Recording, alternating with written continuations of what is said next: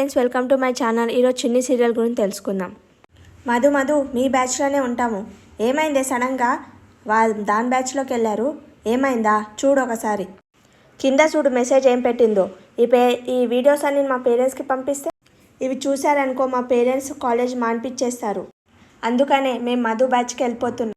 చెప్పు, ఛాలెంజ్లు ఎవరు గెలిచారు, నువ్వా నేనా? నేను గెలుస్తానని నీకు చెప్పడం కోసమే వాళ్ళకి ఇలా చేశాను. నీ తొక్కల ఫ్రెండ్స్ నాకు అక్కర్లేదు. వెళ్ళండి దాని దగ్గరికే వెళ్ళండి. ఈ వీడియోస్ మా పేరెంట్స్కి పంపించావు కదా, పంపించాను, వెళ్ళండి. ఇంకెప్పుడు ఇలా ఓవర్ కాన్ఫిడెంట్తో ఛాలెంజ్ చెయ్యకు, ఓడిపో. ఈసారి గిట దాందే అప్పరండి అయ్యింది. ఏదో ఒకటి చేయాలి, ఏదో ఒకటి చేస్తేనే అవుతుంది. అమ్మా ఏమైందమ్మా అంత భయపడ్డావు? ఏమైంది? అరే చంటి, మంచినీళ్ళు తీసుకురాపో. అక్క కొంచెం మంచినీళ్ళు తాగు. సరుపా, అమ్మగారి కుంకుమ తెచ్చి అమ్మాయికి పెట్టు. అన్ని విషయాల్లో నువ్వు ధైర్యం చెప్పేది, నువ్వు భయపడుతున్నావేంటమ్మా? రూపా, రేపు అమ్మవారి గుడికి తీసుకెళ్ళి అర్చన తీసుకురా, సరే? నా ధైర్యం నువ్వే నాన్న. ఏమైంది, పిచ్చి పట్టిందా? లేదు, కోపం, ఒక దాని మీద కోపం. కాలేజ్ డేస్లో నేనంటే అందరికీ అడల్, కానీ ఒకటి వచ్చింది, అది నన్ను మెంటల్ టార్చర్ పెడుతుంది. నీకెవరే మెంటల్ టార్చర్ పెట్టేది? ఒకటి ఉందిలే, మెంటల్ ఫెలో, ఆ ఫెలో ఈ ఫెలో అంటే ఎలా తెలుస్తుంది? మధుమిత మిషన్ ఫామ్లో ఎక్కడనో చూసానే, పల్లెటూరు నుంచి వస్తుంది కదా. అవును, తనే. కాలేజ్లో తను మంచి స్టూడెంట్ అని చెప్తున్నారు. అలాంటి దాన్ని నువ్వెందుకు అంత కోపం గీసేసి అంటున్నావేంటే? నాకు తెలుసురా, నువ్వు ఇలానే అంటావని నాకు తెలుసు. మీ ఆయనకి కొడుకుకి మనమిద్దరం చెడ్డవాళ్ళలాగానే కనిపిస్తాం, కానీ ప్రపంచంలో అందరు మంచోళ్ళలాగా కనిపిస్తాడు. నేను అన్నానా? నువ్వు అనకపోయినా మాకు తెలుస్తుందిలే. నీ ప్లేస్లో వేరే వాళ్ళు ఉంటే నా చెల్లెలు ఇంత టార్చర్ పెడతావా అని కచ్చకచ్చ కాలు ఇరగొట్టేవాళ్ళు చేసేవాడిని. కాలు విరగొడతాను, కానీ తను తప్పు చేసి ఉంటే కొడతాను.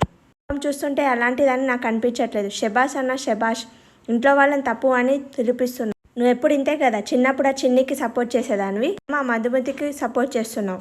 అప్పట్లో ఆ చిన్ని వల్ల నా స్కూల్లో మనశాంతి పోయింది, ఇప్పుడేమో ఈ మధు వల్ల కాలేజ్లో మనశాంతి పోతుంది. కారణం నువ్వే లోహిత. చిన్ని మీద అప్పుడు దేశం పెంచుకున్నావు, ఇప్పుడు మధు మీద వేషం పెంచుకుంటున్నావు. అని ఆవేశాన్ని తగ్గించుకొని ముందు చదువు మీద పెడితే అప్పుడు ఆటోమేటిక్ మనకు మనశ్శాంతి వస్తుంది. చూసావా నీ కొడుకు ఎలా మాట్లాడుతున్నావు? చూసినంత మాత్రాన నేనేం చేస్తానే? ఇంట్లో ఏం మనశ్శాంతి ఏమో కానీ ఇలా మీ ఇద్దరు ఇలా కొట్లాడుతుంటే నాకు మనశ్శాంతి పోతుంది. దాన్ని ఇంతతో వదిలేసి ప్రశాంతంగా ఉండు. దాన్ని వదలను. దేవేందర్ మన్మ దీర్ఘాయుష్మాన్ మహా. వాడు అమెరికాకి వెళ్ళి వచ్చాడు, అంత మంచి జరగాలని మా వదిన ఈ పూజ జరిగిస్తుంది. బాబా ఏది కోరుకుంటే అది గట్టిగా జరిగిపోవాలని గట్టిగా ఆశీర్వదించాడు. నీ కోరికలు నెరవేరుతాయి నాయన. అదేంటమ్మా, అతన్ని గొడిగేసి తీసుకెళ్తున్నాడు, గొప్పవాళ్ళని అట్లనే తీసుకెళ్తాడు. అయితే మా అక్క కబడ్డీ గొప్ప ప్లేయర్ కదా, మా అక్కని గిట్ట అలానే తీసుకెళ్ళొచ్చు కదా. మన దగ్గర టాలెంట్ ఒకటే కాదురా, డబ్బులుంటే చాలు. డబ్బులున్నాయేంటి? నీ పర్సులో డబ్బులున్నాయి, అక్కకు టాలెంట్ ఉంది, రెండు కలిపేస్తా, కొడుకు గౌరవం తెప్పిస్తా. అమ్మ డబ్బులు ఇటు. అక్క నీ ఫోన్ ఒకసారి ఇవ్వు. పదక్క. ఇంటిగాడా మజాక? ఇంటక్క అలా చూస్తున్నావు? నేను చాలా అదృష్టవంతురాలా. అమ్మ నాన్న పోటీ పడి చూసుకుంటున్నారు. ఇప్పుడు నువ్వు గిట ఎక్కువ ప్రేమ. నువ్వు మా ఇంటికి వచ్చిన దేవతవి. ఒక మాట చెప్పమంటావా? ఏంటి? నువ్వు మా బంగారంవి. బాబుని కోనేట్లో 3 ముంచాలు తీసివేస్తే అప్పుడు కార్యక్రమం మొదలు పెడతాం. వదినా మేము తీసుకెళ్తాంలే, జాగ్రత్తమయ్యి.